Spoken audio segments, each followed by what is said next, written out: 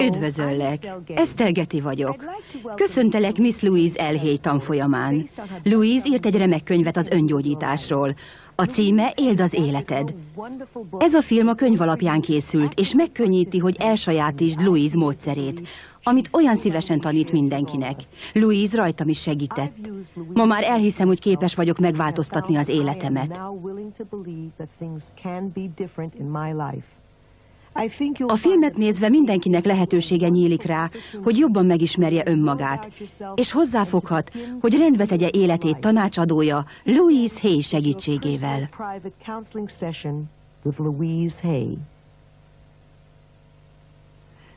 Üdvözöllek! Louise Hay vagyok. Azért jöttem, hogy néhány ötletet adjak, ami esetleg megváltoztatja gondolkodásmódodat, és új távlatokat nyithat előtted. Szeretném, ha ráébrednél, hogy valamennyien nyitottak vagyunk minden új gondolatra, és egy másfajta életszemléletre. Gyakran eltöprengek azon, mennyire jó lenne ezeket a dolgokat iskolában tanítani a gyerekeknek. Milyen hasznos volna, ha már egész fiatalon tudnánk, hogyan kell gondolkodni, és hogyan használjuk az elménket. Hogyan tekintsünk önmagunkra, hogyan tehetünk szert némi önbecsülésre. Hogyan alakítsunk ki szeretetteljes kapcsolatokat, hogyan lehetünk jó szülők, és hogyan legyünk gazdagok. Gondold meg, milyen jó lenne, ha minden nemzedék ismerné ezeket a dolgokat, és e szerint élné az életét. Tanította ezt neked bárki is gyerekkorodban? Szerintem nem. Én viszont erről szeretnék beszélni. Soha nincs késő tanulni. Sőt, mindig ez a legmegfelelőbb pillanat. Szent meggyőződésem, hogy az élet voltaképpen nagyon egyszerű. Csupán az hat vissza ránk, amit adunk, vagy magunkból sugárzunk. Amit magunkról hiszünk, az valósággá lesz. Ami velünk történik, az mind gondolatainkból fakad. A világegyetemben létezik egy mindent átfogó hatalom, energiamező, magasabb intelligencia, fensőbbrendű lény, vagy ahogy nevezni akarod. Számomra ez a bennem és köröttem egyaránt jelenlevő erőt jelenti, amely valóra váltja gondolataimat. Így hát felelősek vagyunk mindazért, ami velünk történt, minden gondolatért és minden kiejtett szóért, mert ezek határozzák meg a jövőnket, az életünket. Biztos lehetsz abban, hogy amikor gondolsz valamire, vagy amikor kiejtesz egy szót, azt a világot átfogó szellem, vagy energiamező meg fogja hallani, és válaszol rá, mégpedig anélkül, hogy mérlegre tenné, vagy ítélkezne felette. A felsőbb intelligencia fenntartás nélkül elfogad olyannak, amilyenek vagyunk. Mindegy, milyen utat választunk, mindegy, miben hiszünk. Előbb vagy utóbb valósággá lesz. Amikor kicsik vagyunk, a körülöttünk élő felnőttektől tanuljuk meg, hogyan gondolkozzunk és hogyan vélekedjünk az élet dolgairól. És amikor felnövünk, hajlamosak vagyunk újra teremteni gyermekkorunk érzelmi környezetét. Ez nem jó és nem rossz, nem helyes vagy helytelen, csupán annyit jelent, hogy azt hisszük, ez az igazság. És arra is hajlamosak vagyunk, hogy úgy kezeljük magunkat, mint ahogy annak idején a szüleink kezeltek. Ugyanúgy szidjuk és büntetjük magunkat. Ha figyelsz, szinte még a hangjukat is hallod. És pont ugyanúgy dicsérjük és dédelgetjük magunkat, ahogy ők dédelgettek és dicsértek egykor.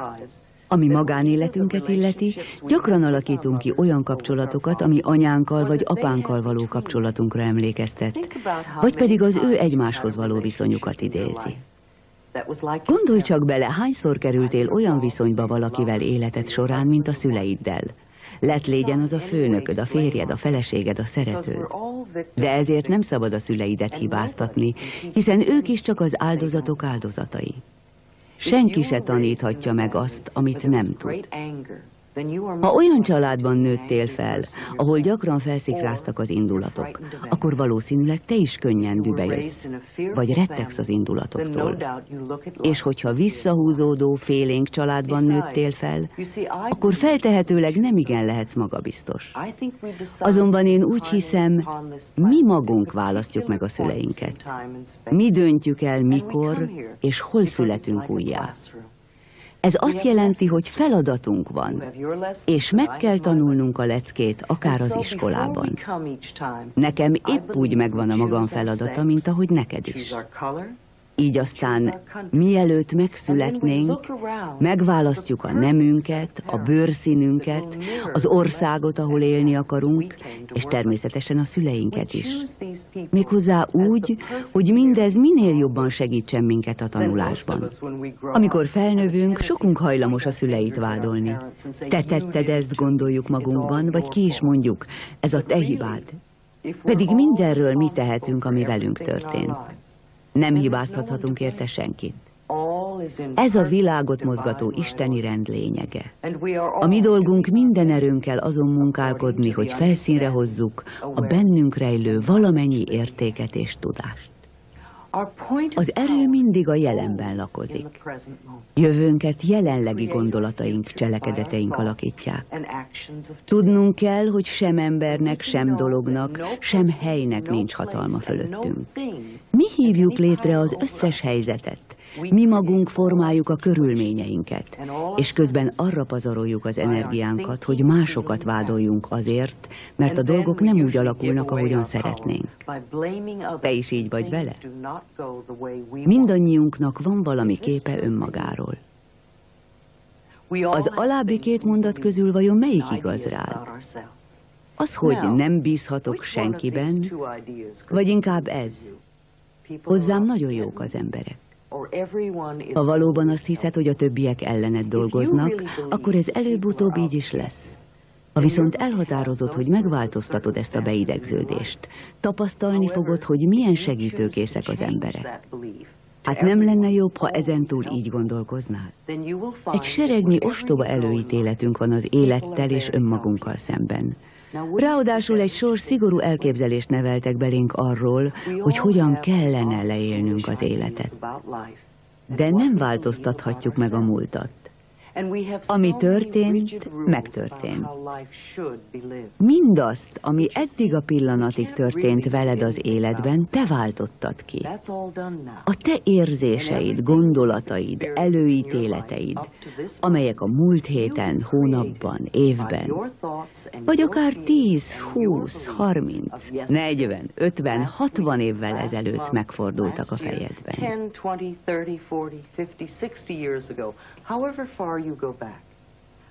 De ismételten mondom, az erő a jelenben lakozik.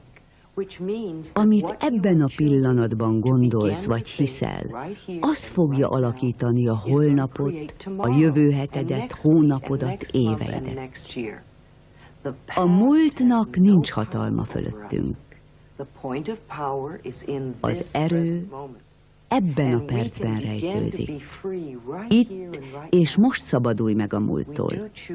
Gondolatainkat mi magunk határozzuk meg. Lehet, hogy nem hiszünk benne, de akkor is ez az igazság. Úgy vettem észre, hogy a földgolyón mindenki, beleértve természetesen magamat és a pacienseimet is, többé-kevésbé az önutálat vagy az önvád valamilyen formájában szenved. Minél erősebb ez az érzés, annál kisebb az esélye, hogy jól érezzük magunkat, és megfordítva. Minél gyengébb, annál rendezettebb az életünk. Szinte valamennyien így vagyunk vele. Úgy érezzük, nem vagyok elég jó, nem tettem eleget, vagy felmerül bennünk, hogy nem érdemlem meg. És ha elég erős a tudatalatti énünk, az enyém a gyomromban lakik. És ez folyton azt ismételgeti, hogy nem vagyok elég jó, nem érdemlem meg, akkor nagyon nehéz elégedett és boldog életet élni. Mindegy, milyenek a körülményeink, mindig ugyanaz jár a fejünkben. Túlhangsúlyozzuk a külső körülmények szerepét. Ha nincs pénzünk, azt hisszük, az a probléma, holott ez csupán belső gondjaink külső megjelenési formája, kisebbségi érzésünk tükröződése. Úgy vettem észre, hogy a mélyen beidegződött bűntudat, félelem, kritika és harag okozza a legtöbb gondot életünkben. Ez nem csupán szellemi síkon értendő. A sokáig magunkban hordozott harag szó szerint utat rág magának a testünkben. akár még rákot is okozhat. Ha szabad folyást engedünk kritikai hajlamunknak, az előbb-utóbb izületi gyulladáshoz vezet. Figyelj csak meg, a reumás kezű emberek gyakran szeretnek akadékoskodni. A félelem is sok mindent okozhat. A félelemben élsz, kihullik a hajad, vagy remegni kezd a lábad.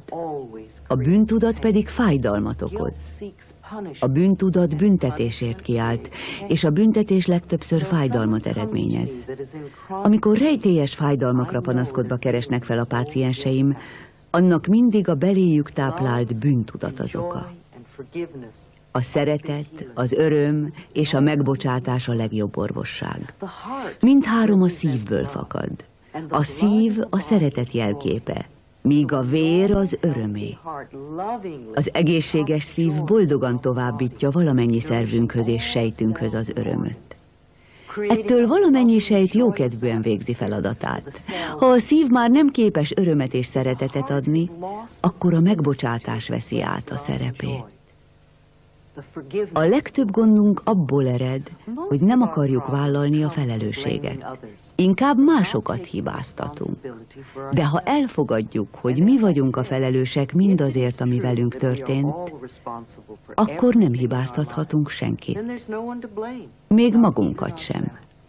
Amin keresztül mentünk, az csupán belső elvárásaink tükre. Ez első hallásra talán szokatlannak tűnik, hiszen sokan inkább másokat hibáztatnak. Ez lehet a gazdasági helyzet, a férjük, feleségük, a főnökük, azért, hogy nincs pénzük, vagy bármi egyébért. Pedig mindezek a problémák csak önmagunkról alkotott képünk, belső elvárásaink kivetülései. Például, ha úgy veszed észre, hogy téged mindenki kritizál, és ez a dolog már olyan elviselhetetlen, hogy megkeseríti az életedet, szeretném, ha tudnád, hogy inkább a kisebbségi érzésedet illetné a kritika. Valahol mélyen a tudatodban az a gyermekkorodból származó beidegződés él, hogy megérdemled a bírálatot. A szüleid által beléd nevelt meggyőződés miatt vonzod a kritikus hajlamú embereket. Ráadásul a benned lévő elvárás miatt úgy viselkedsz, hogy azokból is kiváltod a bírálatot, akik különben békén hagynának. Persze lehet, hogy azért kritikusak veled szemben az emberek, mert te is az vagy másokkal. Ez abból fakad, hogy minden, amit adunk vagy teszünk, visszahat ránk. Az a szemlélet, ahogy önmagad vagy a többi embert nézed, rád is visszatükröződik. Amikor valaki valamilyen problémával fordul hozzám, az első, amire megpróbálom rávenni, hogy mondogassa ezt. Meg akarom változtatni azt a beidegződést, ami kiváltotta ezt a problémát. Ha bármi gond van az életedben, amitől szabadulni akarsz, kezd azzal, hogy azt mondod magadnak. Meg akarom változtatni azt a beidegződést, ami kiváltotta ezt a problémát. Ez az egyszerű mondat elindítja a változást. A világot átfogó hatalom, a kozmikus energia, a felsőbb tudat minden gondolatodra válaszol. Amint megtesszük a legkisebb tudatos erőfeszítést, életünk abban a percben elindul a változás útján. Neked is, nekem is vannak beidegződéseink. Ezzel valamennyien így vagyunk. Mint már mondtam, ezek legtöbbje a 3 és 5 éves korunk közötti időszakból származik, és javarészt az élettel, az életvitellel kapcsolatos elképzelések. Meg kell változtatnod a múlthoz, az életviteledhez kapcsolatos hozzáállásodat. Sose légy merev. Nagyon ostoba dolog azért büntetni magunkat, mert valaki régen megsértett bennünket. Persze akkor nagyon fájt a seb, de rendkívül szomorú és fölösleges még ma is büntetni magad emiatt.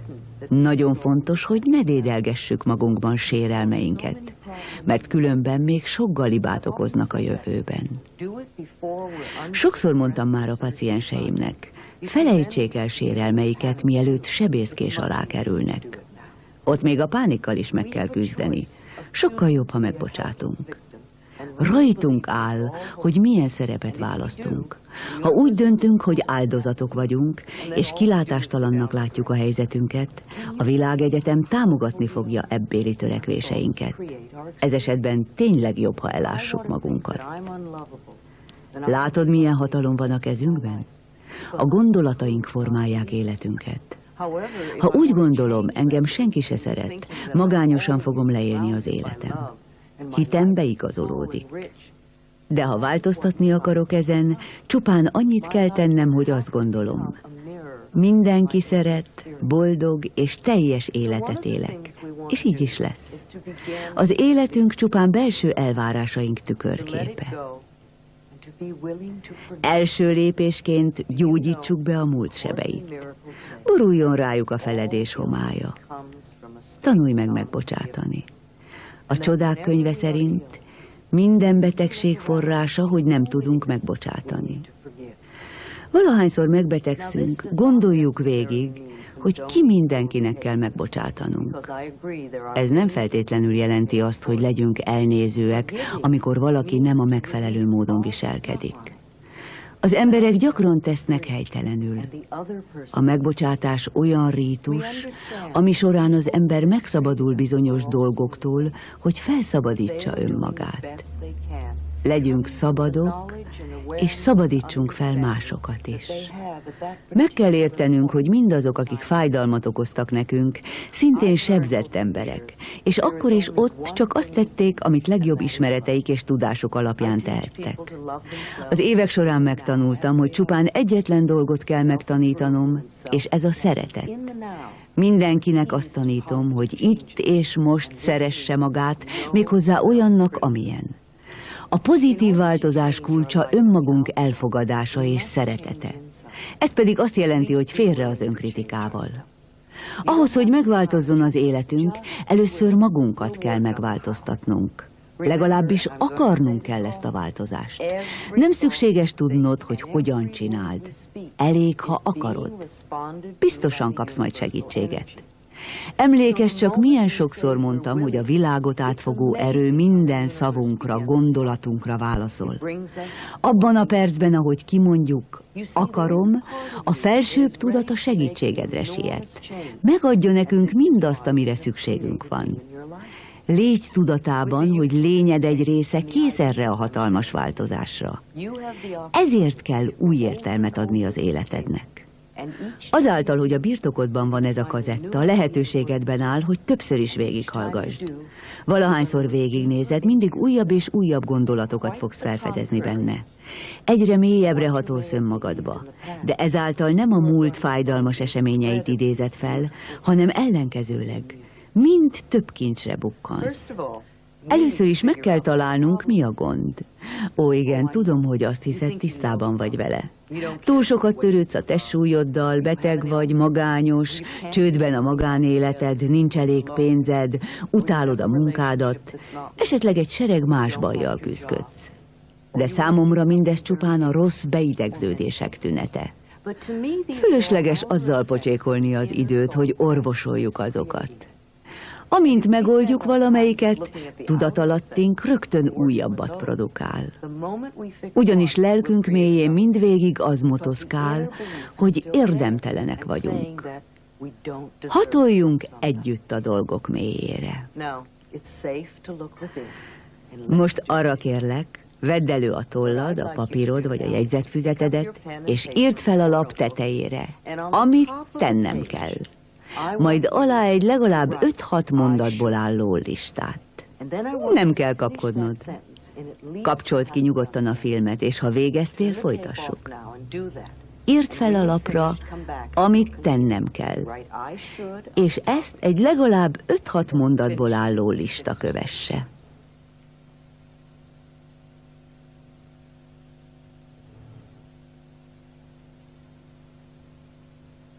All right. Now that you have your list made, Remek. Ezek szerint elkészült a listád. Kérlek, olvasd föl egyenként, mit írtál az amit tennem kell felirat alá, és megkérdezem tőled, miért. Ezzel nem akarok semmi rosszat, csupán azt szeretném, ha más szempontból közelítenénk meg a dolgot. Mondjuk ezt írtad. Minden reggel korán kell kelnem. Erre azt kérdezem, miért? Szeretném, ha magadba néznél, hogy megtaláld a választ. Listád minden pontjával tégy ugyanígy. Ha van valaki, akivel együtt végezheted ezt a gyakorlatot, az sokat segíthet. Ha végeztél, jegyezd le a válaszaidat, hogy ne felejtsd el őket. Azután folytassuk tovább.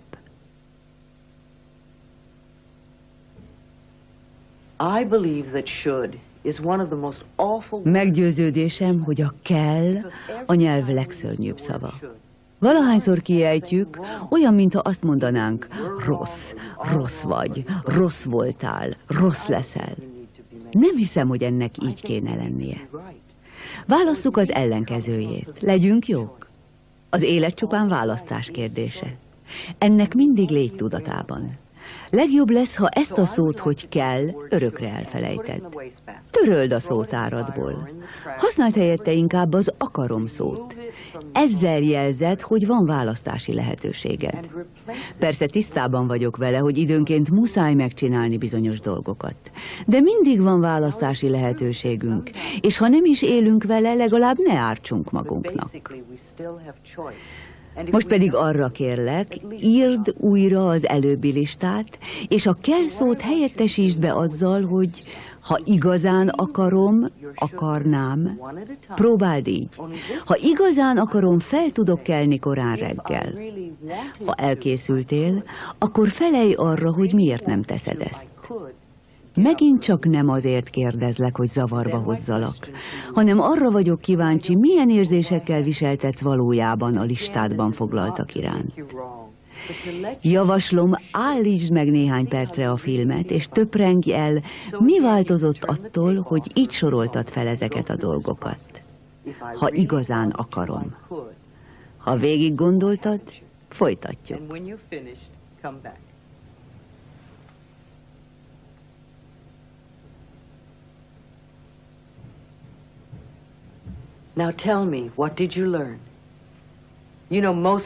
És most mondd el, mire jutottál.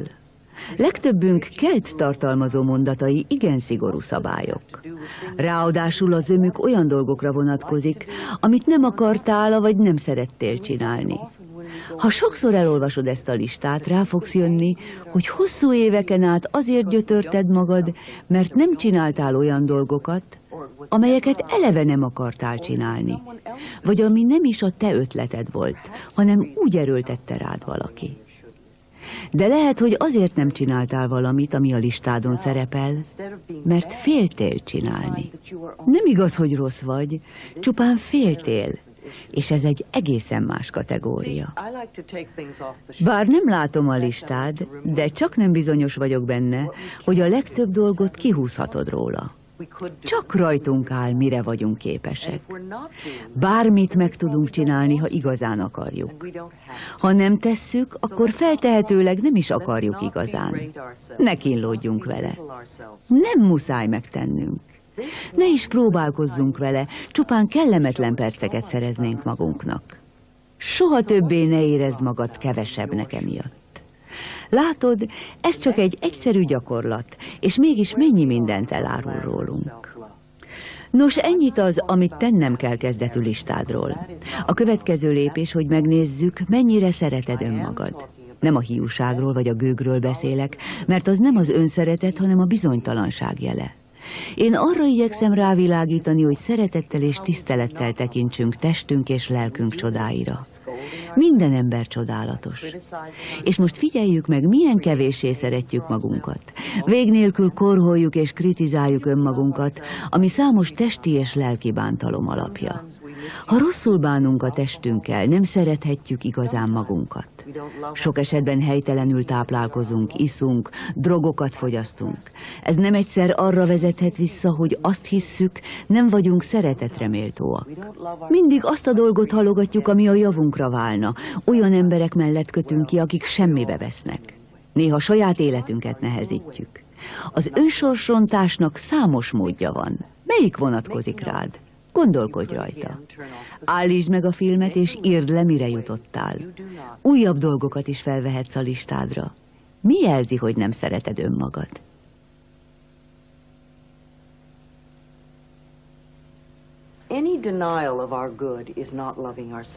Ha bármi jót megtagadunk, ami a lényünkből fakad, akkor nem szeretjük magunkat. Ennek rengeteg módozata van. Egyszer volt egy rövidlátó páciensem, aki kontaktlencsét viselt. Többek közt a látását is igyekeztünk javítani.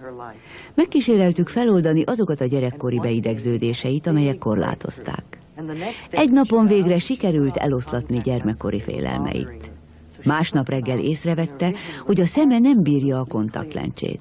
Így hát kivette, és amint körbenézett, minden tisztán látott. De aztán egész nap azt mondogatta, ez nem lehet igaz, ez nem lehet igaz. És persze másnap újra fel kellett tennie a lencsét. A világot átfogó erő minden gondolatodra válaszol. Ha bármilyen örömre nemet mondunk, az azt jelzi, hogy nem szeretjük magunkat. A szó legszorosabb értelmében eltaszítjuk magunktól a jót. Amikor partnerünk fáradt vagy rossz kedvű, azt hisszük, mi bántottuk meg valamivel. Vagy ha véget ér egy kapcsolat, magunkat hibáztatjuk. Úgy gondoljuk, mi tehetünk róla. Vagy amikor randevúzol valakivel, és az örökre eltűnik, meg vagy győződve róla, hogy valami baj van veled. Nem merjük felvenni a telefont, hogy megkérdezzük, mi történt. Inkább meggyőzzük magunkat, hogy biztosan nem vagyunk elég divatosak vagy érdekfeszítőek. Úgy véljük, nem jött ki a lépés, vagy nem vagyunk benne a pixisben. Biztosra vesszük, hogy nem vagyunk elég jók. Félünk közel engedni magunkhoz másokat. Inkább bezárkózunk, megtagadjuk magunktól a testi örömöket, vagy épp ellenkezőleg, túlzottan hajszoljuk azokat. És a te kisebbségi érzésednek mik a jelei? Szedd csak össze őket. Nem arról van szó, hogy rossz emberek lennénk, csupán szemügyre vesszük, min akarunk változtatni. Rengeteg dolgot kell megváltoztatni ahhoz, hogy rendbe jöjjön az életed. Csecsemőkorunkban nem voltak ilyen gondjaink. Tudtuk, milyen csodálatosak vagyunk. Nézd meg bármelyik csöpséget, mind tökéletes. Csordultig vannak életörömmel, nincsenek gátlásaik. Szabadon kimutatják az érzelmeiket. Ha egy kisbaba dühös, nem csak te tudod, hanem a harmadik szomszéd is. 2 perccel később már mosolyog. Mosolya beragyogja a szobát. Mert semmit se tartogat magában. Mindig a jelenben él. Habozás nélkül követeli, amire vágyik. A feje búbjától a lábujja hegyéig szereti önmagát. Nem szégyenkezik, nincs bűntudata, nem mérlegel folyvást. Valamennyien így születtünk. Csak valahol elveszítettük mindezt. Dühös és megfélemlített emberek tanácsát követtük. Elhittük, amit mondtak. Te mikor vesztetted el az önbecsülésedet? Most kérlek, fogd kézbe a tükröt, nézd mélyen a szemedbe, és mondd hangosan. Szeretlek, és elfogadlak olyannak, amilyen vagy. Kérlek, próbáld meg. Mondd velem együtt. Szeretlek, és elfogadlak olyannak, amilyen vagy. Figyeld meg a reakcióidat. Mit éreztél közben? Megmozdult benned valami? Könnyűnek találtad a gyakorlatot? Ostobán érezted magad? Nehezedre esett a dolog? Dühös lettél, miközben csináltad? Milyen érzés volt?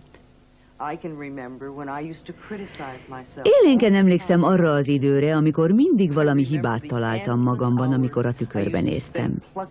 Annak idején rengeteg időt fecséreltem el szemöldököm kiszedegetésével, hogy úgymond szalonképessé tegyem magam. Arra is emlékszem, milyen riadt voltam, valahányszor a saját szemembe néztem. Te is így vagy vele? Nehéznek találod a gyakorlatot? Azért kérdezgetlek ennyit, mert szerintem az egyik legalapvetőbb dolog, hogy hogyan viseltetünk önmagunkkal szemben. Egyáltalán nem lényeges a külsőnk. A csípőbőségünknek semmi köze a bankszámlánkhoz vagy a nemi életünkhöz. Csupán az számít, hogyan érzel önmagad iránt. Számomra az a legfontosabb, hogy képes légy szeretni önmagad. Első lépésként hagyj fel az állandó önkritikával. Gondolom, te is folyton bírálod önmagad. Ismerem az összes érvedet. Hogyan változhatnék meg máskülönben? Ha nem tenném, hogyan fejlődhetnék tovább? Mindenki így van vele. Vagy amióta az eszemet tudom, így teszek. Nos, ezúttal nem másokról van szó, hanem rólad. Az is lehet, hogy mindenki téved. Az érveik nem túl meggyőzőek. És te miért bírálod önmagad? Valami baj van veled? Azt hiszem, az lesz a legjobb, ha hagyok egy kis időt, hogy töprengjezen. Készíts újabb listát, ezúttal a hibáidról. Ha végeztél, jöjj vissza és folytatjuk. Most pedig láss neki.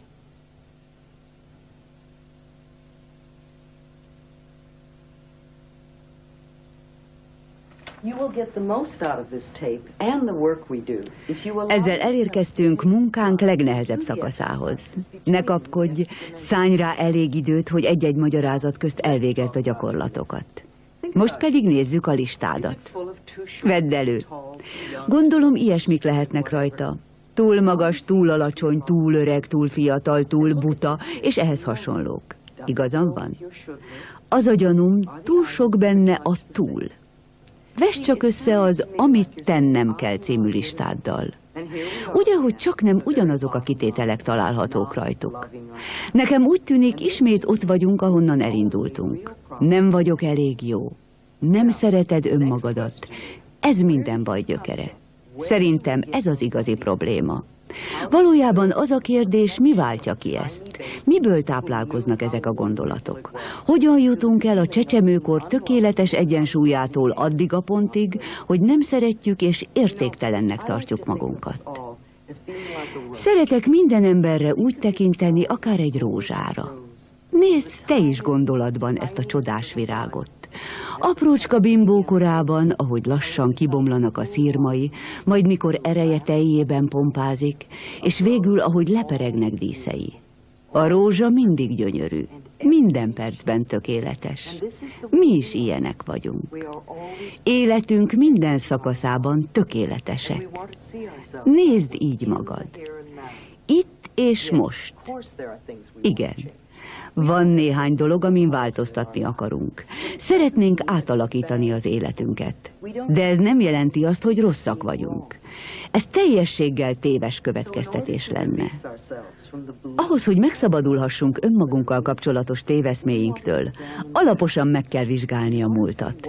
Sorra kell vennünk, mi minden történt velünk. Ha nem tesszük, sose szabadulunk meg nyomasztó élményeinktől. Vegyük szemügyre, milyen elképzelések, gondolatok, fogalmak korlátoznak minket, majd seperjük ki őket a tudatunkból. Olyan ez, akár egy szellemi nagy takarítás. A lakásunkat is rendszeresen kell takarítani. Van, aki sűrűbben csinálja, van, aki ritkábban. De egyszer eljön az idő, mikor rendesen ki kell pucolni a házat, mert már nem lehet benne élni. Így van ez a tudatunkkal is. Időnként végig kell gondolni mindent. Hajtsd ki mindazt, aminek nem veszed hasznát. Porold le azokat az eszméket, amelyek jobbá teszik az életedet. Akár hiszed, akár nem, ez se igényel több erőfeszítést, mint az, hogy lesöpörd a maradékot a tányérodról. Gondolom, te sem kotorászol a tegnapi szemétben, amikor a mai ebédet készíted. Mégis milyen gyakran használjuk a múlt szellemi hulladékát, amikor a jövőnket formáljuk. Most megint azt kérem tőled, hogy készíts egy listát. Ezúttal azokat a dolgokat írd össze, amiket a szüleid kifogásoltak benned. Próbáld szó szerint idézni őket. Kapcsold ki újra a videót, és adj elég időt magadnak, hogy ezek a dolgok mind felszínre kerülhessenek a tudatalattidból. Mindazt, amit a külsődről, képességeidről, anyagi helyzetedről vagy a szeretetről mondtak. Készséggel elhiszem, hogy a szüleid sokat dicsértek. De ezúttal azokat a kijelentéseket gyűjtjük össze, amelyek még ma is mérgezik a tudatalattidat. Amikor a pacienseimmel végzem ezt a gyakorlatot, legtöbbjük nagyon lehangolt lesz. De nem feltétlenül kell ugyanígy megélned ezt. Nézd tárgyilagosan a dolgot. Vedd sorra, mi mindent neveltek beléd a szüleid. Írd össze, mi mindent kifogásoltak benned a szüleid. Akár szóban mondták, akár csak jelezték. Amikor végeztél, folytatjuk.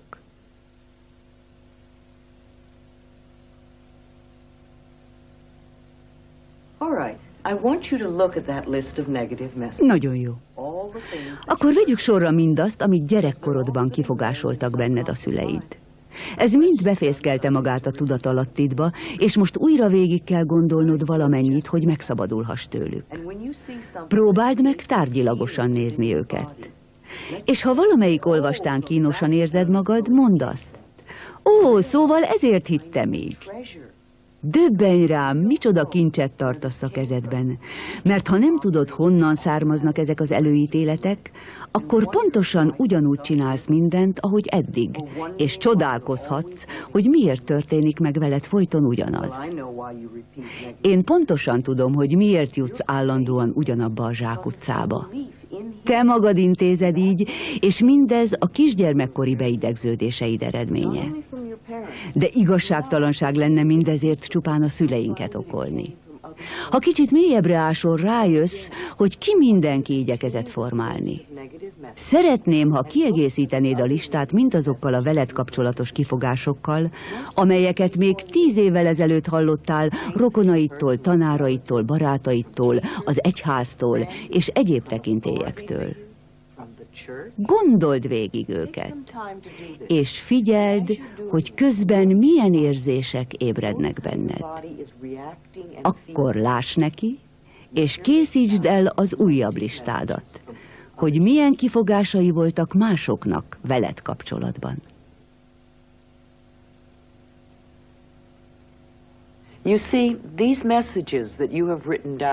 Olvasd el végig a listádat. Az itt felsoroltak miatt van kisebbségi érzésed. Most képzeld el, hogy egy 3 éves gyerek van itt ebben a szobában, és mi elkezdenénk vele kiabálni, hogy folyton rossz, milyen buta, mit tegyen és mit ne tegyen, ne rendetlenkedjen, vagy hogy már megint micsoda rumlit csapott. Akár még meg is verhetjük. Így aztán lesz egy angyalként viselkedő, magába forduló gyerekünk, de az is lehet, hogy fenekestül felfordítja a szobát. Ez a 2 eset lehetséges, és sose fogjuk megtudni, mire lett volna képes a gyerek.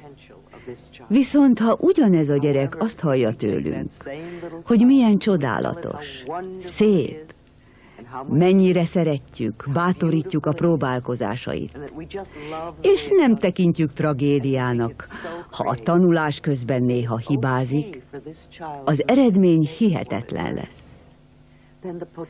Lelkünk mélyén még mindig ez a 3 éves gyerek lapul. Legtöbben az idő nagy részében más se tesznek, csak kiabálnak vele, és aztán csodálkoznak, miért mennek olyan rosszul a dolgok. Lehet, hogy rosszul bántak veled gyerekkorodban.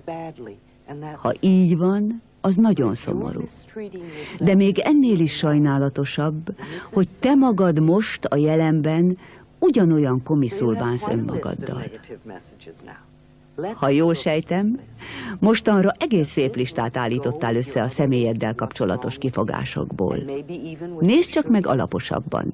Nem hasonlít véletlenül a milyen hibáim vannak kezdetű listádra? Esetleg az, amit tennem kell című feljegyzéseiddel is rokonságot mutatnak? Ugye nem tévedek? Életünk legtöbbször ezekre a gyerekkori beidegződésekre alapul. Amíg nem nézünk szembe velük, hiába próbáljuk megváltoztatni a sorsunkat. De ne feledd, hogy mindez már véget ért. A múlthoz tartozik. Ha még most is ezek a dolgok határozzák meg az életed, a jövőben is áldozat maradsz. Ez nem olyan nagy gyönyörűség. Ráadásul nem is oldja meg a problémát. Az önbírálat állandósítja a problémát. Beleragaszt a gondba. A megértés viszont segít átsiklani felette. A jövőnket mostani gondolataink alakítják. Szabadságunk azon múlik, hogy képesek vagyunk-e megérteni szüleinket. Megértjük-e, hogy ők is áldozatok, ahelyett, hogy hibáztatnánk őket. Mindent az akkori legjobb tudásuk szerint tettek, ahogy a legjobbnak látták. Az, hogy őket hibáztatod, nem segít rajtad. Nem old meg semmit. Ugyanolyan megfélemlítettek voltak, mint mi. Csak azt tudták tanítani, amit tanultak. Mit tudsz szüleid gyerekkoráról, különösen a 10 éves koruk előtti időszakról? Gondolkozz el rajta egy kicsit. Mennyit tudsz róluk? Ha nem sokat, próbáld meg kérdezgetni őket, ha még élnek. Ne légy velük számonkérő. Kérdezd meg tőlük, hogyan éltek kisgyerekkorukban. Milyen volt, mikor 5 évesek voltak?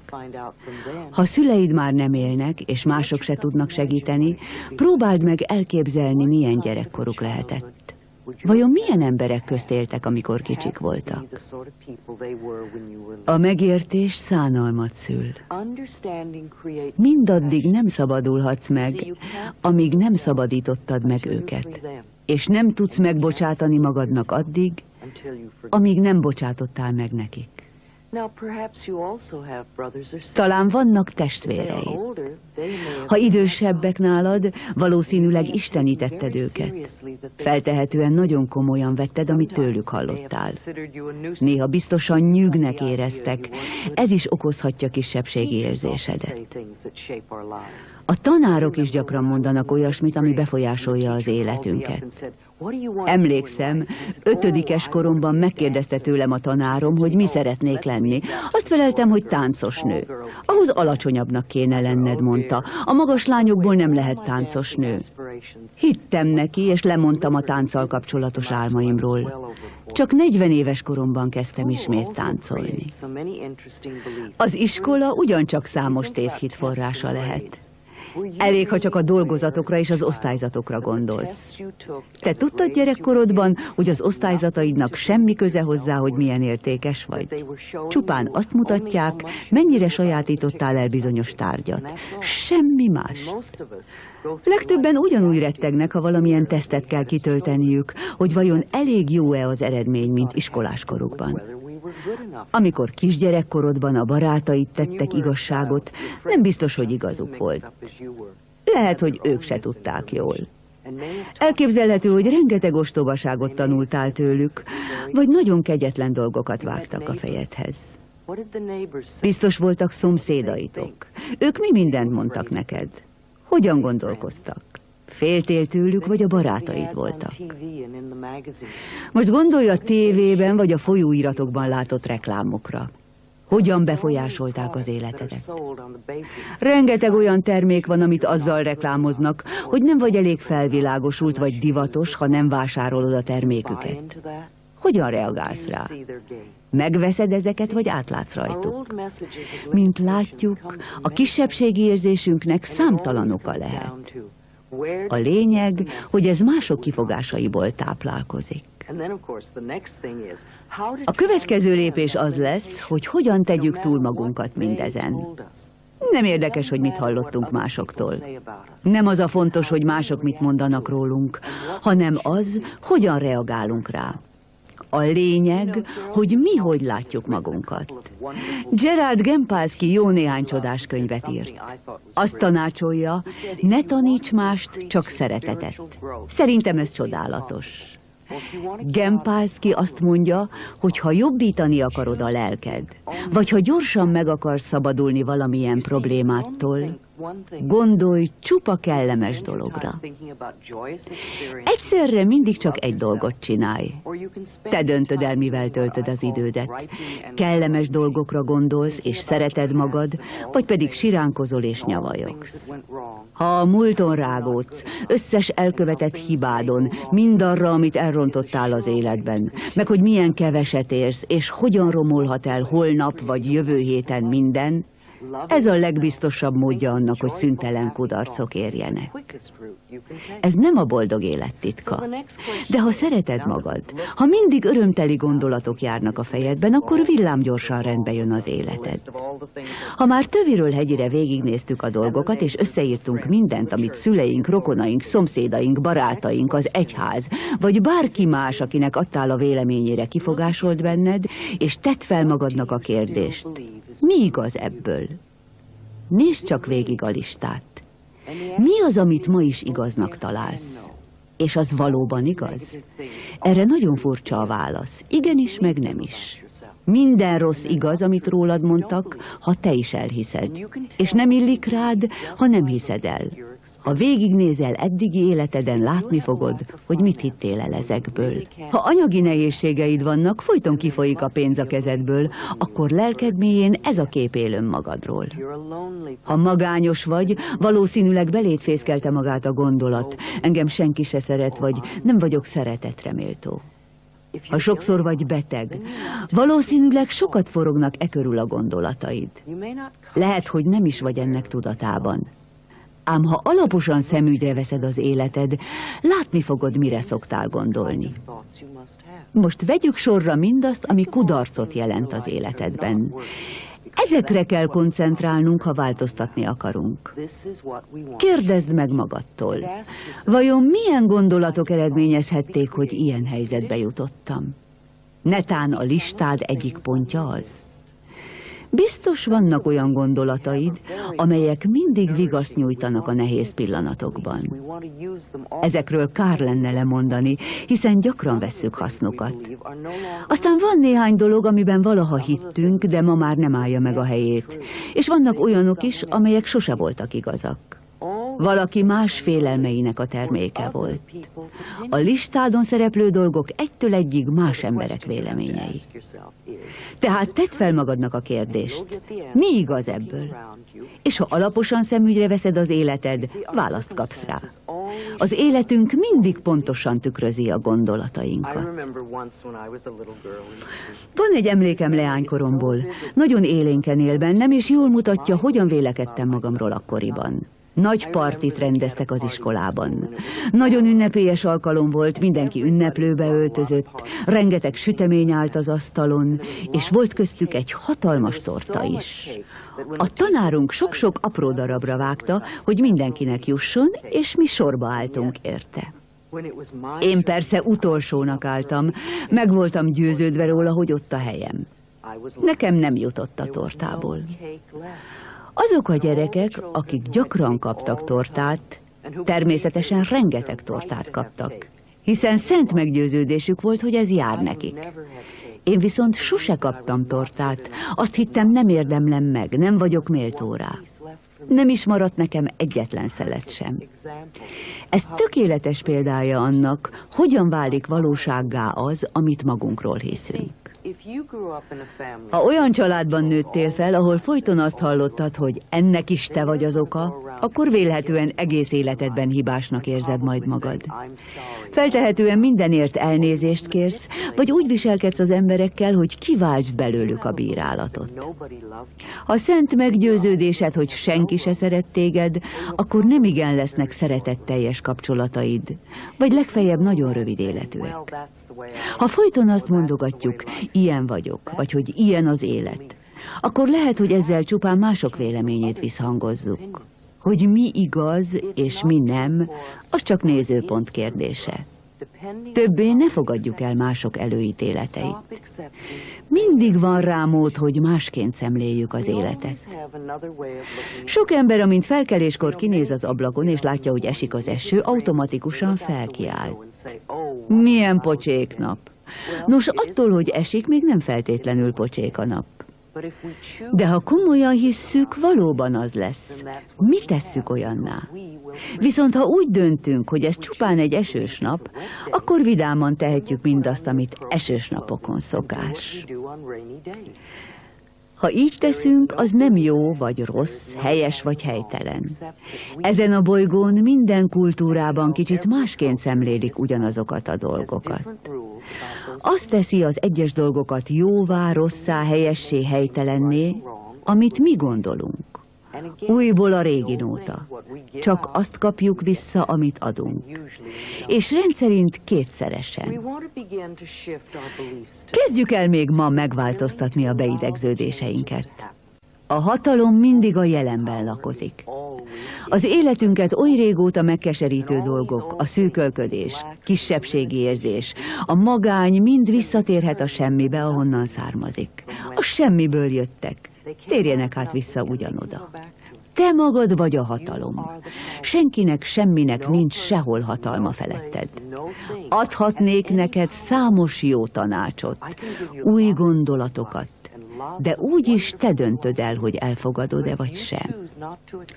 Egyedül te uralod az elméd.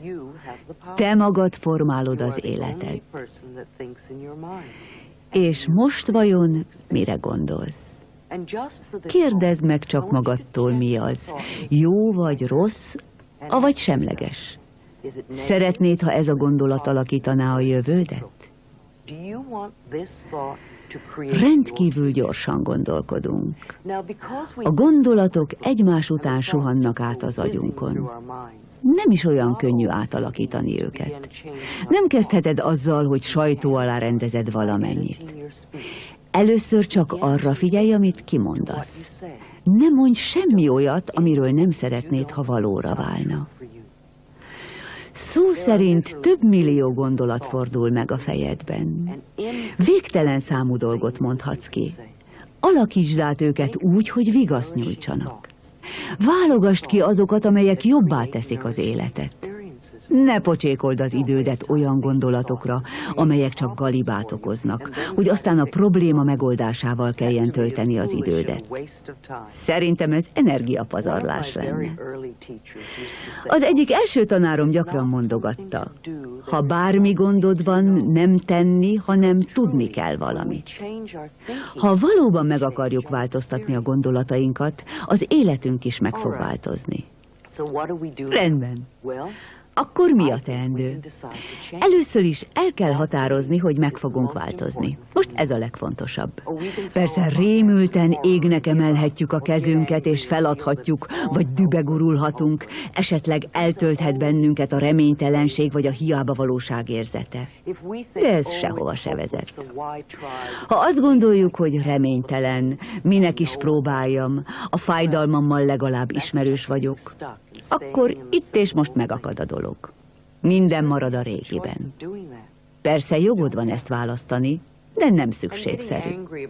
A körülmények miatt dühöngeni szerintem pont olyan, mintha büntetésből sarokba állítanád magad. Ha dühös vagy, változtathatsz a dolgokon, de az semmit se ér, ha csak dühöngesz és nem csinálsz semmit. Az öngyilkosságok zömét azok követik el, akik nem akarják megváltoztatni a gondolkodásmódjukat. Azt hiszik, az életben csupán egyetlen út lehetséges. Nem akarnak más utat keresni, vagy új nézőpontot választani. Nem fogadják el, hogy van más lehetőségünk is. Inkább önként távoznak. Ha folytonosan dühös és ingerült vagy, az azt jelzi, hogy a dolgok megint nem működnek. Szerintem energiapocsékolás emiatt hergelni magad. Sokkal jobban teszed, ha ilyenkor megkérdezed magad. Hogyan teremtek folyton olyan helyzeteket, amelyek feldühítenek? Ülj le és gondolkozz ezen. Mit tettem vagy gondoltam, ami ezt eredményezte? Ne hibáztasd magad. Csupán vizsgáld meg, hogy mi történt. Amikor elkezdjük ezt a gyakorlatot, mindig a hálaadás napi vacsora jut eszembe. Mikor már mindenki jól lakott, ideje visszamenni a konyhába és elmosni a pulykasütő edényt. Az alján persze vastagon áll a ráégett zsír.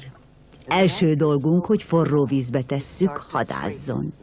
Miután ázott egy kicsit, nekiállhatunk a súrolásnak. Ilyenkor feljön az összes mocsok. Tényleg förtelmesen néz ki.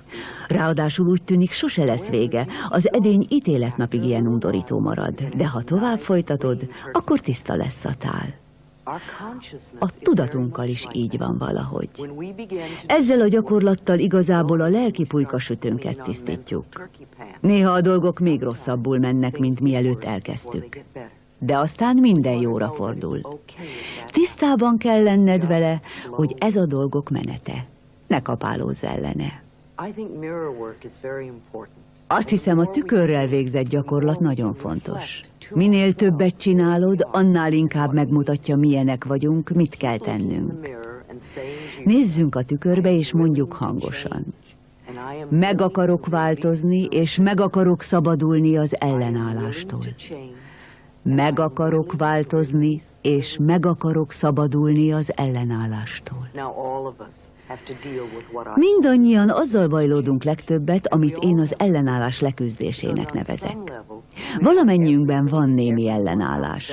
Valahol azt szeretnénk, ha rajtunk kívül minden és mindenki megváltozna, mi pedig ilyenek maradhatnánk. De meg kell változnunk ahhoz, hogy megváltozzon az életünk. Ezért a következő lépés a tudatosság. Tudnunk kell, miben hiszünk. Különben nem tudjuk, hogy mit akarunk megváltoztatni. Ennek következtében azután gyakran az ellenállás az első reakciónk. Nem baj. Ez a reakció azt mutatja, hogy elkezdődött a változás. Figyeld meg, hogyan hatott rád. Így tudni fogod, mi történik. Ezek a feladatok nem feltétlenül könnyűek. Ha könnyűek lennének, nem jelentenének feladatot. A tanulás mindig sok időt és erőfeszítést igényel. Ne várj azonnali eredményt, javulást. Haladj lépésről lépésre. Minél többet csinálod, annál könnyebb lesz. Sokszor vagyunk türelmetlenek, rögtön szeretnénk látni az eredményt. A türelmetlenség csak azt jelzi, hogy elutasítjuk a tanulást. Szeretnéd megúszni ezt az egész procedúrát. Olyan ez, mint ha azt mondanád, most azonnal teremjek a másik szobában, és azt várnád, hogy egy szempillantás alatt oda kerülj, anélkül, hogy egy lépést is tennél. Napokig ülhetünk és üvölthetünk, hogy itt akarunk lenni. Semmi se fog történni azon túl, hogy kiborulunk. Ám ha megembereljük magunkat és elindulunk, nem számít, hogy milyen lassan, apró lépésekkel haladunk. Mielőtt észrevennénk, már ott is vagyunk. Figyeld meg, mi zajlik eközben benned, mi válthatja ki esetleges ellenállásodat. Csodálatos dolog követni, ahogy a szellemed dolgozik és tanul. És azt kell legjobban megtanulnunk, aminek leginkább ellenáll. Ha megállás nélkül azt hajtogatod, ezt nem tudom, vagy ezt nem akarom, talán épp azt utasítod el magadtól, amire a leginkább szükséged lenne. Gondolkozz el egy percre ezeken a kérdéseken. Vajon miért születtél erre a bolygóra? Mit kell megtanulnod? Mi a feladatod? És mit kell megtanítanod? Nem hiszem, hogy azért születtél a földre, hogy szenvedj és keseregj.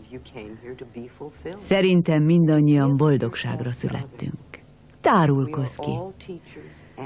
Valamennyien tanárok és diákok vagyunk egyaránt.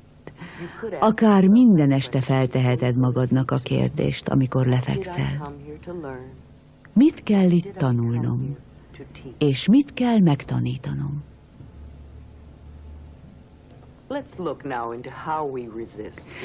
Most pedig nézzük meg, milyen formái lehetnek az ellenállásnak, mert bizonyos fokig valamennyien ellenállunk a változásnak. Erre számtalan módszerünk van. Némelyik nem tudatosul bennünk, csak a gesztusok szintjén létezik. Elmegyünk hazulról, valami mást kezdünk csinálni, kézbe veszünk egy újságot, vagy egyszerűen csak nem figyelünk oda. Rengeteg kifogást találhatunk. Úgyse lesz értelme, úgyse engedik, úgyse értik meg. Esetleg a régi beidegződésekhez fordulunk segítségért. Erre nem vagyok hajlandó, képtelen vagyok rá, túl sok erőfeszítést igényel. És persze mindig ott vannak ők, úgymond miattuk nem megy a dolog, noha csak a bennünk rejtőző ellenállásról van szó. Ilyeneket mondunk, a férjem nem engedné, vagy a csillagok, esetleg az ég. Gyakori érv, hogy tiltja az orvosom, tiltja a vallásom, a hitem, vagy csupán legyintünk. Változzanak meg ők, és majd utána én is. Az is egy módja az ellenállásnak, amikor azt mondjuk, majd később megcsinálom, vagy ez nem a legmegfelelőbb időpont, vagy egyelőre nem érzek rá késztetést. A félelem is gyakran szerepel ürügyként. Talán valami bajom lesz tőle, vagy mit gondolnak majd a szomszédok, vagy inkább elpusztulok, vagy előbb válok el, minthogy, vagy mit szól majd a férjem, vagy a feleségem, vagy a főnököm. De mindezek a dolgok csupán abból fakadnak, hogy úgy érezzük, nem vagyunk méltók rá. Időnként nem tudod megállni, hogy ne világosítsd fel barátaidat, miben kéne megváltozniuk. Hagyd békén őket. Amikor először tapasztaljuk, milyen végtelen elménk hatalma, és milyen a bennünk végbe ment változás, hajlamosak vagyunk rá, hogy körbe rohanjuk barátainkat, és tanácsokat adjunk nekik, hogyan változtassák meg ők a saját életüket. Azt mondjuk, tudom, mi veled a baj. Ez így nem működik. Nem fognak hallgatni rád. Először változtasd meg te a saját életedet. Az egyetlen módszer, amivel valóban taníthatunk, az a példaadás. Ha sikerül megváltoznunk, a barátaink és családtagjaink úgy is megkérdezik, mi történt veled, annyira más vagy, és akkor valóban figyelnek majd ránk. Esetleg megpróbálják követni a példádat. Mikor először kezdtem tanítani, nem igazán tartottam be ezeket az elveket. Be kell vallanom, hogy a tanítványaim se változtattak túl sokat az életükön. Ez mindig így volt, míg el nem kezdtem úgy élni, ahogy tanítottam. És akkor már tényleg tudtam segíteni másokon. Tehát fogd vissza magad, és ne rohant körbe a barátaidat. Először végezd el a saját feladatodat. Magadat gyógyítsd meg. Ez jóval többet használ a körötted élőknek, mint bárki más. Azon kívül te nem tanulhatod meg senki helyett azt, amit neki kell megtanulnia. És úgyse kezd neki mindaddig, amíg nem áll készen rá. A diáknak kell megkeresni a tanárát. Másként nem megy a dolog. Időnként valaki megkér, hogy látogassam meg, vagy hívjam fel az egyik barátját, mert annak segítségre van szüksége. Ez nem szokott beválni. Mindenkinek magának kell segítséget kérnie. Ha nem teszi, még nem érett meg a változásra. Régebben előfordult, hogy egyesek ajándéképpen befizették néhány órára hozzám a barátaikat. Ma már nem megyek bele ilyesmibe, mert ez a tanítványok számára csupán időpocsékolás volt. Mások nem jelentek meg, vagy késtek, vagy nem csináltak semmit az üléseken. Ha a diák kész, a tanár úgyis felbukkan. Szeretnénk, ha a családunk elfogadna olyannak, amilyenek vagyunk. Nos, jusson eszetekbe, hogy mindig azt kapjuk, amit adunk. Ha megértést és szeretetet vársz a családodtól, akkor te is légy ilyen velük. Ha hajlandó vagy elfogadni őket pont olyannak, amilyenek, akkor egy idő után ők is elfogadnak olyannak, amilyen vagy. Nekünk magunknak is gyakorolnunk kell azt, amit kapni szeretnénk. Ennek az ősi aranyszabálynak semmi köze a szenteskedéshez. Alapigasságot fogalmaz meg. Mindig azt add az embereknek, amit kapni szeretnél. Most pedig vegyük elő a tükrünket, és nézzük meg, milyen erős bennünk az ellenállás. Nézd mélyen a saját szemedbe, és mondd utánam, meg akarok változni. Meg akarok változni. Kétségeid vannak? Úgy érzed, hogy ez nem igaz? Milyen meggyőződés akadályoz? Ne feledd, hogy ez csupán egy gondolat, és a gondolatokat meg lehet változtatni. Ne hagyd magad az első lépéseknél eltántorítani. A szabadságodról van szó. A probléma gyökerét keressük, és nem csupán annak tüneteit. Különböző szokásokat, álproblémákat gyártunk, hogy kielégítsünk egy beidegződést, és amikor leszámolunk az álproblémával, azt hisszük, elintéztük a bajok gyökerét. Az akaraterő és az elszántság semmit se ér, ha tartós változást akarsz. Például, ha kövér vagy, és úgy döntesz, lefogysz, ehhez valóban hatalmas akaraterővel és kitartással rendelkezel, és hosszú hónapokon át egyetlen falásnyi tiltott ételt sem eszel, lefogyhatsz, de rögtön visszahízol, amint meginogsz. A kövérség igazi oka többnyire a félelem. A szervezet védekezésül zsírt termel. Ha nem találod meg az igazi okot, egész életedben küzdhetsz a fölös kilók ellen, és ráadásul valószínűleg halálod napján még amiatt is kisebbségi érzésed lesz, hogy nem tudtál lefogyni. Viszont ha megváltozol és biztonságban érzed magad, a súlytöbblet magától eltűnik. És most hatoljunk kissé mélyebbre. Ha gondjaid vannak ezzel a kijelentéssel, hogy meg akarok változni, akkor mondogasd magadnak a következőt. Kész vagyok megszüntetni azt a beidegződést, ami ezt a problémát vagy ellenállást okozza. Menjünk vissza egész a beidegződésig. Az ellenállás másik formája, amikor halogatjuk a dolgot. Ez tulajdonképpen azt jelenti, hogy úgy érzed, nem érdemled meg. Ha húzod, halasztod a dolgokat, akkor valójában nem engeded meg magadnak, hogy megkapd mindazt, amiről azt állítottad, hogy vágysz rá. Az is ellenállás, amikor azért haragszunk valakire, mert jól megy neki. Ezzel voltaképp a saját dolgodat nehezíted. Örülj mások szerencséjének, és meglátod, a saját életed is jobbra fordul. Mindenkinek bőven jut. Nem számít, mennyi levegőt lélegzel be. Valamennyiünknek marad annyi, amennyit csak akar. Sokunkat áldozatnak nevelték. Életük minden percében úgy érzik, hogy mások tették ezt velük. Csak az a gond az áldozatokkal, hogy hajlamosak beleragadni a saját gondjaikba. Mi viszont nem akarunk belegabajodni, hiszen éppen azt tanuljuk, hogyan szabadulhatunk meg mindettől. Ha azt mondjuk, kész vagyok lemondani a tudatom legmélyén létező állandó bocsánatkérésről, ami ezt a helyzetet teremtette, abban a percben megszűntünk áldozatnak lenni. Lassanként visszanyerjük a saját erőnket. Rá fogunk jönni, hogy megoldottuk azt a problémát, amit mi magunk teremtettünk magunknak. Amikor leckéztetjük, korholjuk vagy büntetjük magunkat, akkor a lelkünk mélyén lakó 3 éves gyereket bántjuk. Ha egy rémült gyerekkel találkozol, feltehetőleg vigasztalni próbálod, és mindent megteszel, hogy biztonságban érezze magát. Légy kedves és megértő a lelkedben élő kisgyerekkel. Vigasztald, hozd a felszínre azokat a régi rossz beidegződéseidet, amelyek a tudatalattidat mérgezik. A jelen pillanat csodás, megismételhetetlen kaland. Még te se élheted át ugyanazt még egyszer. Ez a perc életed egyik legizgalmasabb történése. Ha sikerül feldolgoznod ezeket a kérdéseket, eltűnnek, és egészen más lesz a világod. Ha majd más dolgokkal akarsz foglalkozni, az már sokkal könnyebb lesz. A felszínre akarjuk hozni néhány beidegződés gyökerét. A következő kérdésed valószínűleg ez. Hogyan változzak meg? Nos, már elkezdted a dolgot. A változás ott munkál benned, még ha nem is vagy a tudatában. Mostantól jobbra fordulnak a dolgok. Akkor is, ha ez nem mindig tűnik így.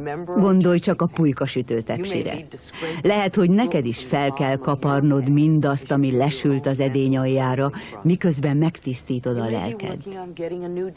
Lehet, hogy másfajta munkát szeretnél, és most kirúgnak az állásodból. Tekintsd ezt az új munkához vezető első lépésnek. Lehet, hogy miközben a meggazdagodáson fáradozol, elveszted a pénzed. Ne esd pánikba, ne add fel.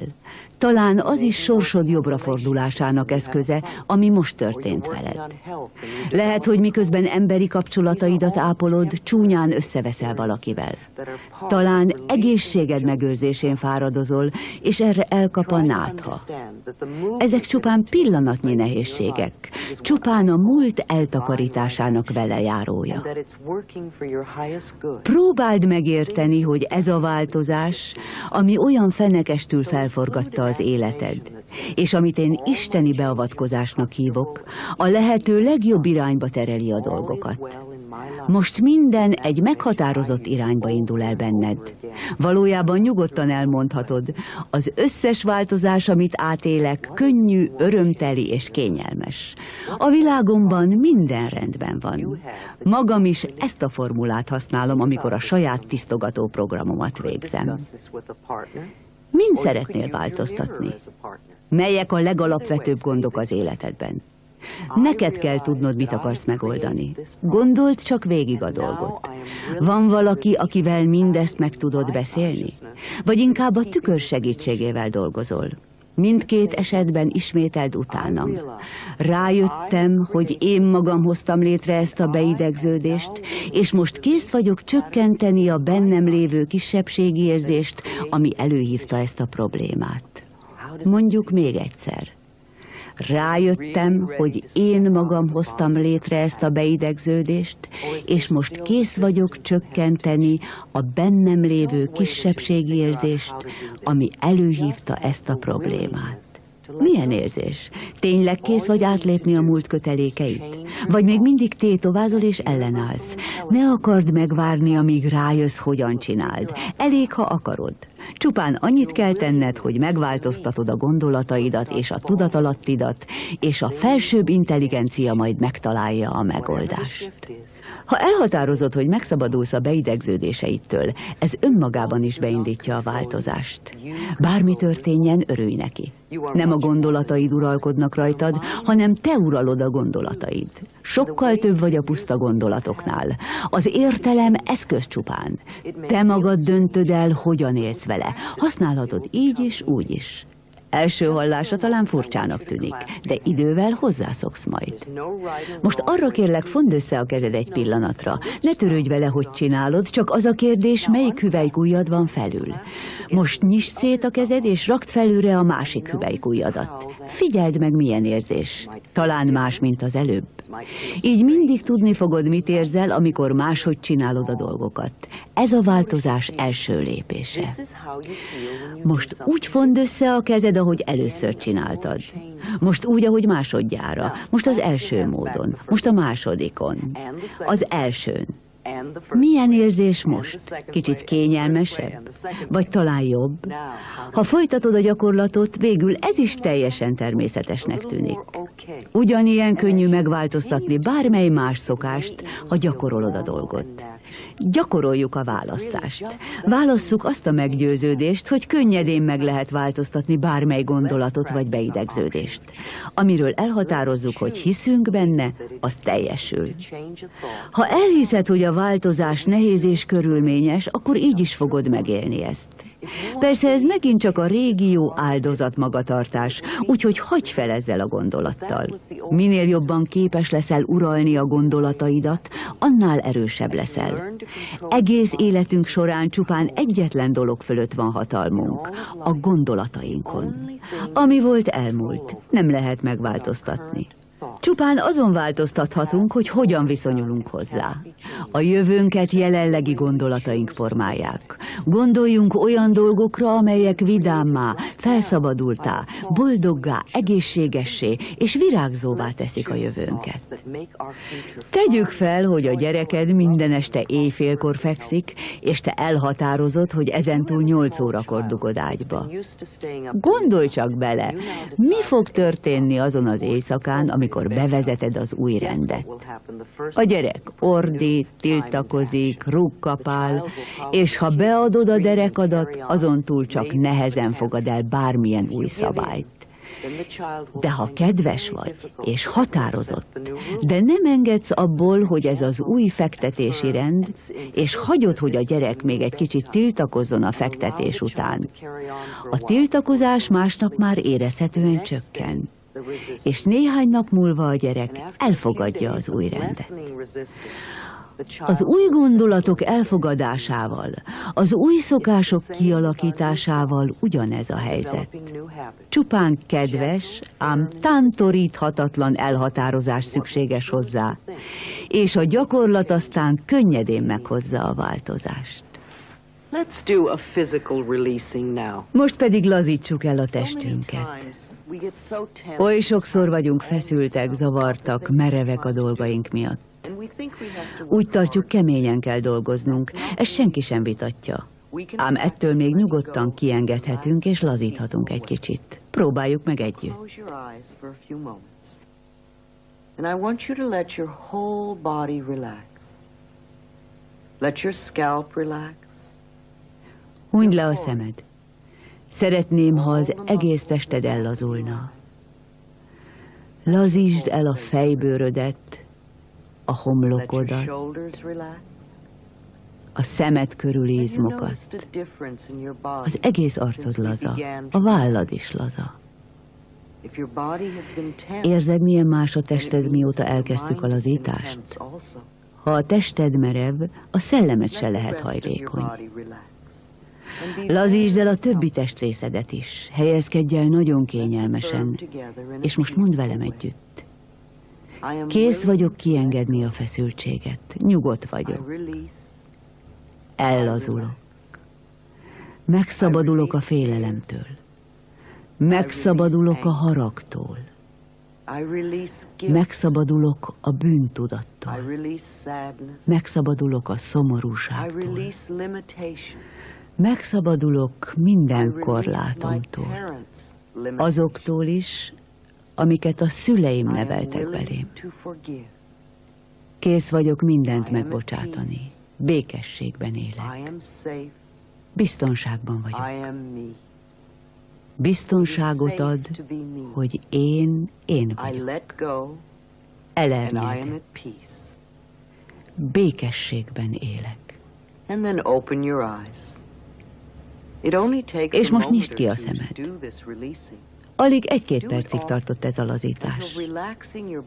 Csináld gyakran. Tested, lelked ellazítása hamarosan szokásoddá válik. A változásnak nem feltétlenül kell harcosnak lennie, lazíthatunk közben. Lehet mindezt nyugodtan csinálni. Nem azt mondom, hogy folytsd magadba az érzéseidet, vagy hogy ne borulj ki, amikor dühös vagy. Van, hogy dühösek vagyunk, és van, hogy jól esik egy kis lazítás. Fölösleges lenyelnünk a mérgünket. Attól csak sértődött leszel. Sokféle módon lehet kezelni ezeket az érzéseket. Ha felhúzod az ablakokat, szabadon üvölthetsz a kocsidban. Ütheted, rugdoshatod a párnádat, zajonghatsz, kiordibálhatod magadból az összes dolgot, amit csak akarsz. Kiabálhatsz a párnáddal, futhatsz, sportolhatsz, hogy levezest fölös energiáidat. Egyik nap észrevettem, hogy fáj a vállam. Eltelt pár nap, és még mindig ugyanúgy fájt. Elgondolkoztam, mi lehet velem. Végül leültem, és azt mondtam magamnak. Rendben, Louise, gondold végig a dolgot.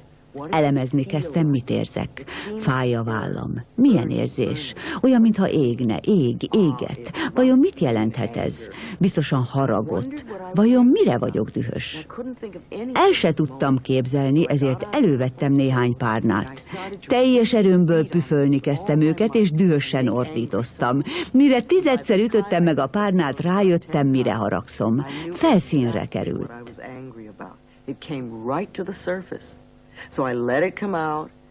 Hagytam, hogy kitörjön, kieggedjen magamból. Elpárolgott. Persze a vállamnak másnap kutyabaja se volt. Szent meggyőződésem, hogy legalább hetente egyszer rugdosnunk kéne kicsit az ágyat, és püfölni a párnáinkat, hogy kiadjuk a bennünk felgyülemlett fizikai feszültséget. Ha nem engedjük ki a haragot, múltunk szerves része lesz.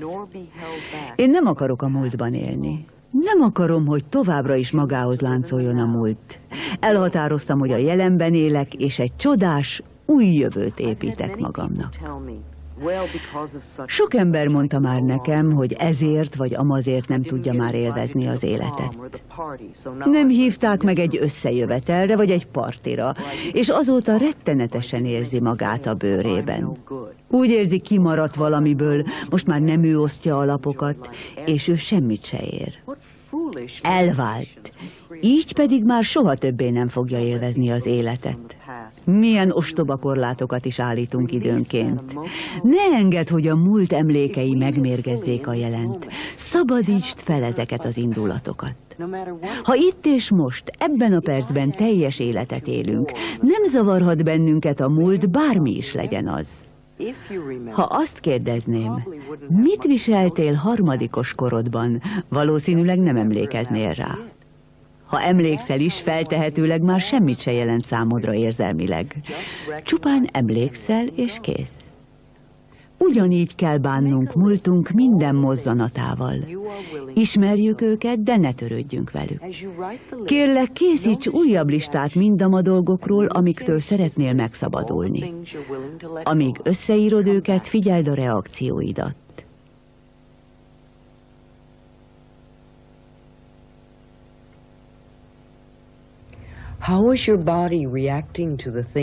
Figyeld meg, hogy reagál a tested, miközben ezt a listát olvasod. Min akarsz változtatni?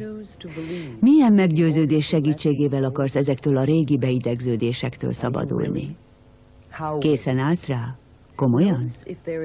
Figyeld meg, jelez-e a tested valamiféle ellenállást? A változás kulcsa a tudatosság. E gyakorlat során a megbocsátás lesz a legfőbb eszközünk. A megbocsátás a szeretet és az öröm kapuja. Bocsássunk meg másoknak, és bocsássunk meg önmagunknak is. A Csodák könyve szerint a megbocsátás a legjobb orvosság gondjainkra. Ha bármin változtatni akarunk, először meg kell bocsátanunk. A sajnálkozás, a szomorúság, a félelem, a bűntudat, a vád, a dű, a bosszúvágy és a harag mind abból fakad, hogy nem bocsátunk meg. Még egyszer megismétlem.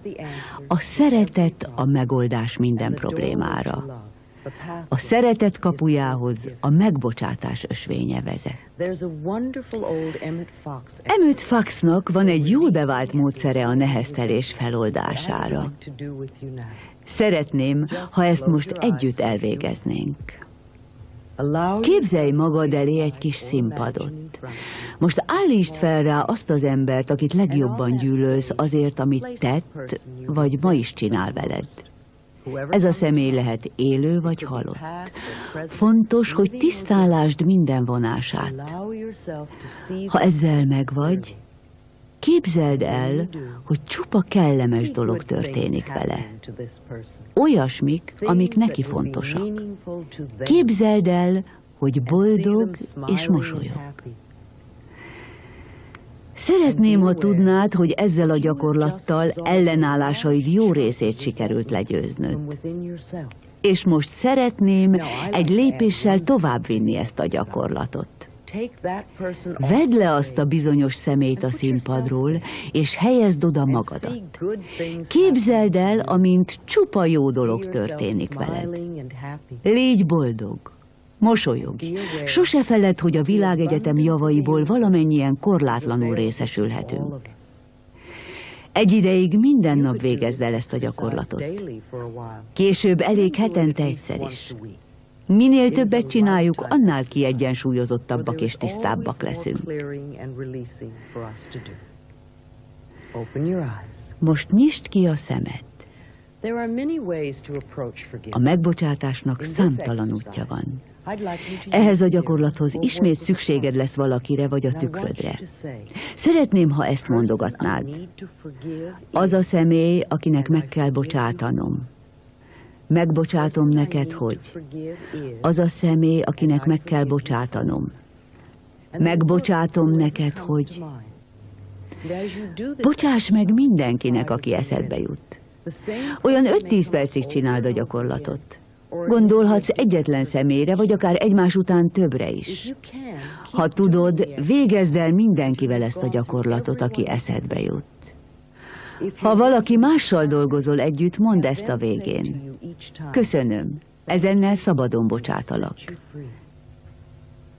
Köszönöm, és ezennel szabadon bocsátalak. Nézz a szívedbe, hogy milyen igazságtalanságok nyomasztják. Bocsásd meg, és engedd szabadon mindet.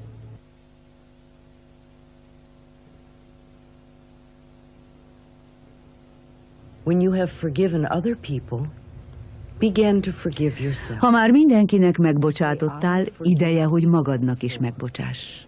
Mondd ki hangosan. Megbocsátom magamnak, hogy gondold végig, mi minden nyomasztja a lelked. Megbocsátom magamnak, hogy. Now is the time to build new thought patterns to replace the old thinking. Most pedig itt az ideje, hogy régi beidegződéseidet újfajta gondolkozásmóddal váltsuk fel. Felejtsd el egyszer és mindenkorra az efféle gondolatokat, hogy nem akarok öreg lenni, nem akarok kövér lenni, nem szeretem a munkámat, unom ezt a kapcsolatot, nem akarok itt élni, stb. Arra tanítottak, hogy küzdj a rossz dolgok ellen. Azt hisszük, ha küzdünk a rossz dolgok ellen, minden automatikusan jóra fordul. Milyen gyakran töprengsz valamin? Megkapod, amit szeretnél? Minél többet rágódunk a nem szeretem dolgokon, annál gyakrabban kerülnek elő. Azok a tulajdonságaid, amiket a legjobban utáltál magadban annak idején, valószínűleg még ma is jellemzők rád.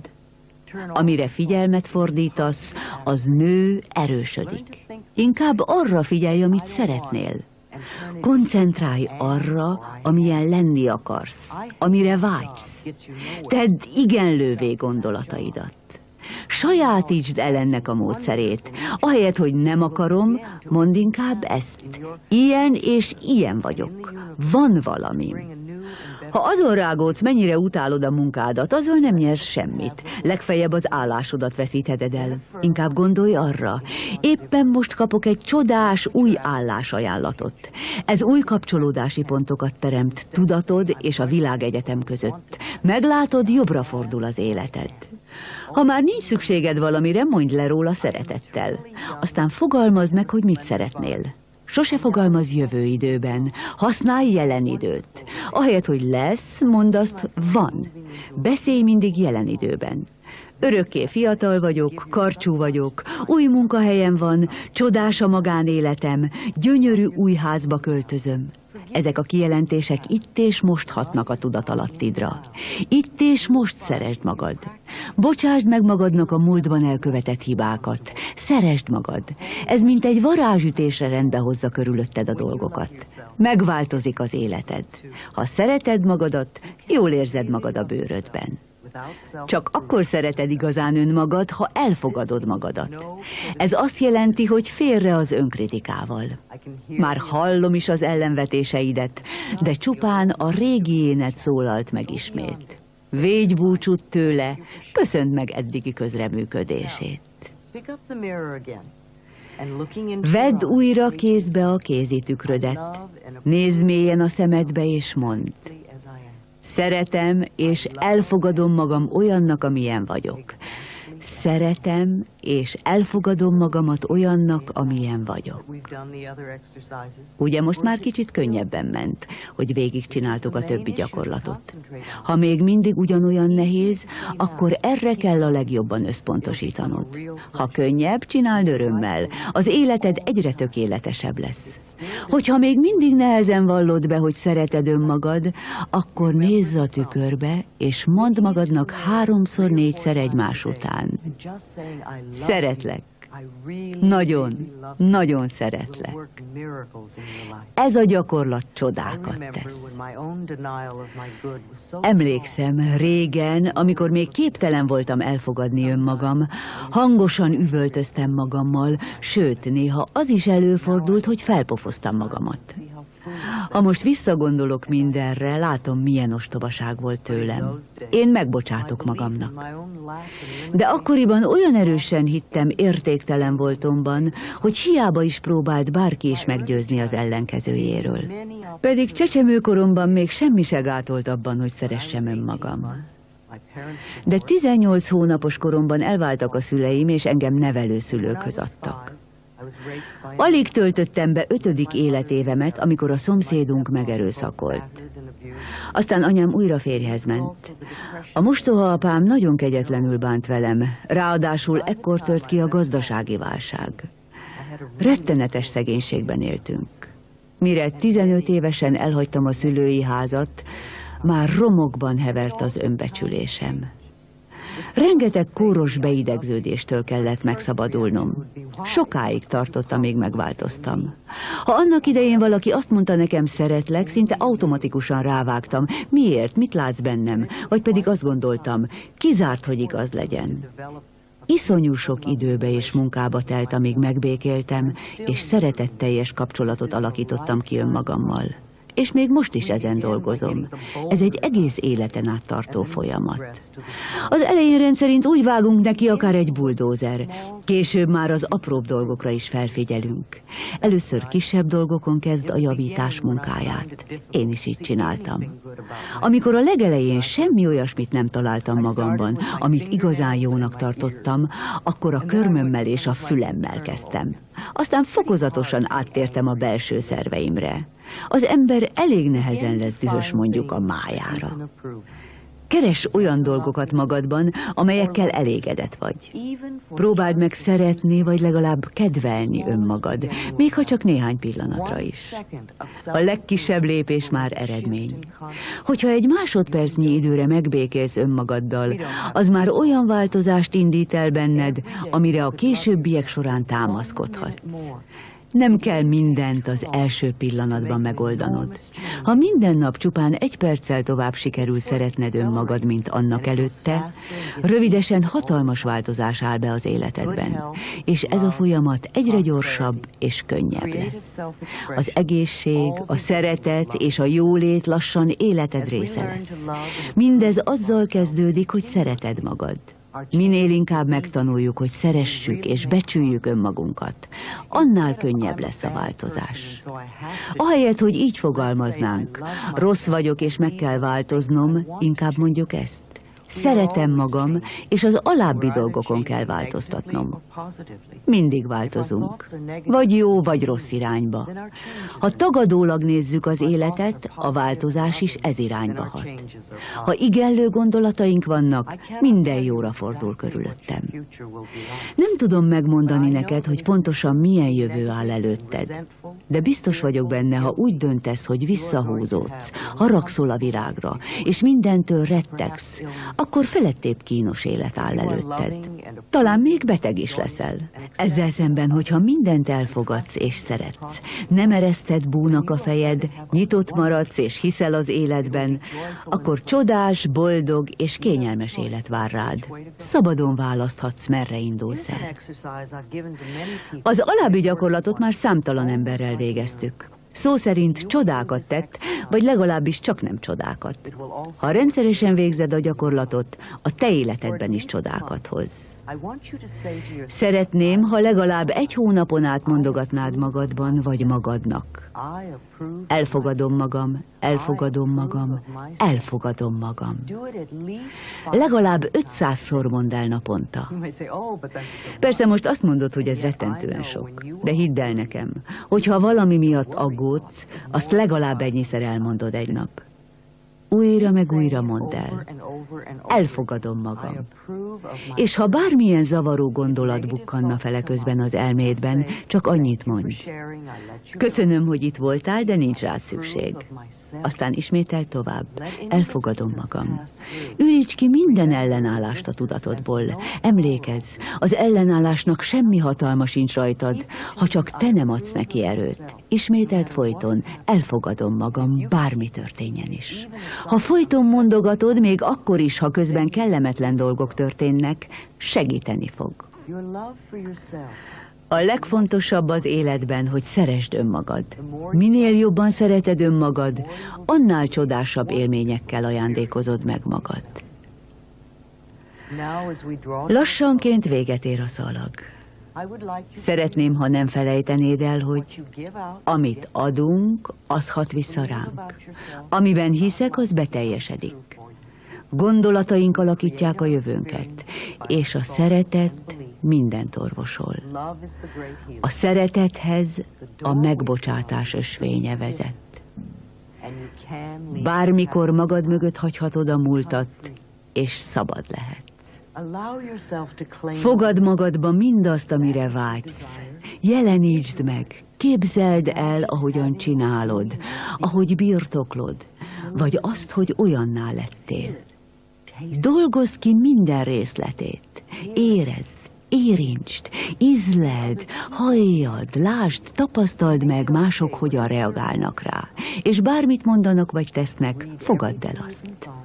Olvass el mindent, amihez hozzájutsz. Ne ragadj le feltétlen egyetlen mesternél. Mindig keress új utakat. Ez a kazetta csupán egyetlen lépés az úton. Vedd elő minél gyakrabban. Meglátod, egyre több új dolgot találsz majd benne. Csináld a gyakorlatokat, segíteni fognak. Ne feledd, ha a kisgyerek az első esés után feladná, sose tanulna megjárni. Próbálj ki mindent, és ami segít neked, használd. Bízz, és mindened meg lesz, amire szükséged van. Az élet gyakran mulatságos is lehet, még a tanulás is. Tedd azzá. Hagyd elmúlni a múltat. Fedezd fel az élet apró csodáit. Szeresd azt, aki vagy, és a helyet is, ahol vagy. Csupán átutazóban vagyunk. Nevess magadon és az életen. És meglátod, nem ér semmi baj. Köszönöm, hogy időt szántál rám és csatlakoztál hozzám ebben az izgalmas szellemi kalandban. Az életünk tökéletlenségében minden tökéletes egészet alkot. Valamennyien azok vagyunk. Én is. Tapasztald meg az élet gazdagságát és végtelen tökéjét. Örülj neki. Szeretettel tekintek a múltra. Tanulok a tapasztalataimból. Nincs jó vagy rossz, helyes vagy helytelen. Ami volt, elmúlt. Mindig csak a jelen valóságos. Szeretem magam. A múltból mindig a jelen pillanatba lépek. Folyton tanulom, ki és mi vagyok. Mert tudom, hogy lélekben egyek vagyunk. Amit tudnom kell, megvilágosodik előttem. Minden, amire szükségem van, eljön elibém. A világomban minden rendben van. És ez így jó.